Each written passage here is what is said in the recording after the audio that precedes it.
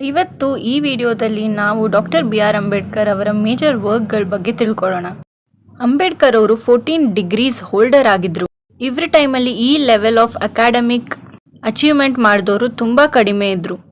Abroad ಅಲ್ಲಿ economics ಅಲ್ಲಿ doctorate ಪಡೆದಂತ ಮೊದಲನೆಯ ಭಾರತೀಯ ಇವರಾಗಿದ್ರು. ಪ್ರಾಬ್ಲಮ್ ಆಫ್ ರೂಪಾಯಿ ಅನ್ನೋ ಇವ್ರ ವರ್ಕ್ ಇಂದ RBI ಫೌಂಡೇಶನ್ ಬಿಲ್ಡ್ ಆಯ್ತು. ಇವರು first law minister of India ಕೂಡ ಆಗಿದ್ರು, ಬಟ್ ಲೇಟರ್ ರಿಸೈನ್ ಮಾಡಿದ್ರು.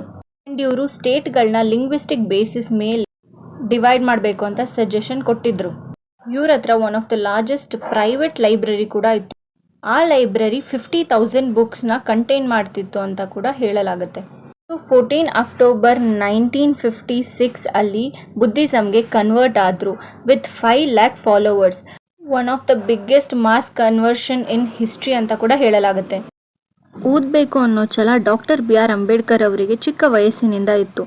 ಅದೇ ಅವರನ್ನು ಅಷ್ಟು ಉನ್ನತ ಸ್ಥಾನಕ್ಕೆ ಹೋಗೋದಕ್ಕೆ ಸಹಾಯ ಮಾಡಿದ್ದು. ಈ ವಿಡಿಯೋ ಇಷ್ಟ ಆಗಿದ್ರೆ ಲೈಕ್, ಶೇರ್, ಕಮೆಂಟ್, ಸಬ್ಸ್ಕ್ರೈಬ್ ಮಾಡೋಣ ಮರಿಬೇಡಿ. Thank you so much for watching.